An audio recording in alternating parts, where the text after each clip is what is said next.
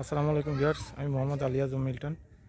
এখন আছি কুটাকল, যেটা লঞ্চ ঘাট ছিল আগে, এখন খেয়া ঘাট আছে। সেখানে দেখতে পাচ্ছেন খেয়া অবশ্য ওই পারে আছে, ওই পারে গোপালগঞ্জ যেতে হয়।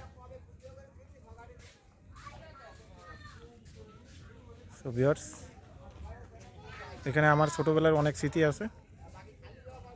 আগে খুলনা থেকে এখানে লঞ্চে আসতাম।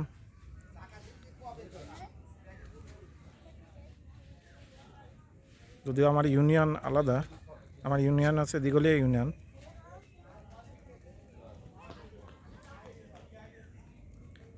দেখতে পাচ্ছেন দূরে ব্রিজ হচ্ছে। ব্রিজটা দীর্ঘদিন ওই অবস্থায় আছে। আশা করি কাজের অগ্রগতি খুব দ্রুত হবে। ব্রিজটা হলে এই অত্র এলাকার মানুষ এবং আশেপাশের যতগুলো থানা আছে, তারপরে ইউনিয়ন যেগুলো, এবং গ্রামের মানুষরা,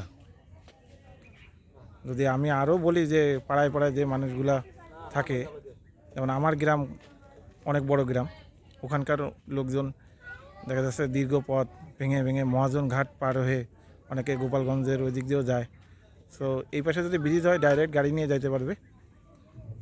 আবার ওই দিকের লোকজন এই দিক দিয়ে দেখা যাচ্ছে যে খুলনায় যাওয়া আসা করতে পারবে। সো ভিউয়ার্স, বিভিন্ন রুট চালু করা আসলে খুব জরুরি, কারণ একটা দেশের উন্নয়নের জন্য তার যোগাযোগ ব্যবস্থাটা ভালো করার দরকার। তো আমাদের দেশের রাস্তাঘাট যেমন ভালো করা খুবই জরুরি, তেমন ব্রিজগুলো যাতে কমপ্লিট হয়ে যায় সেই ব্যবস্থাই রাখা উচিত। সরকার পরিবর্তন হবে, নতুন সরকার আসবে, কিন্তু প্রজেক্ট যেন কখনো বন্ধ না হয়। এবং দীর্ঘদিন যাবত আমি জানি না কেন এগুলো বন্ধ রাখা হয়েছে। সো ভিউয়ার্স, এরকম ব্রিজ যেখানে আছে আপনার এলাকায় বা ইসে, আপনারা যেভাবে পারেন তুলে ধরেন, এবং যাতে সাধারণ মানুষের কল্যাণে আসে।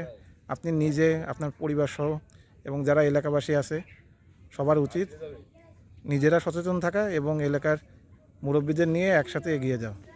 সো ভিউয়ার্স, ভালো থাকবেন, সুস্থ থাকবেন। মোহাম্মদ আলী আজম মিল্টন, এখনকার মতো আল্লাহ হাফেজ।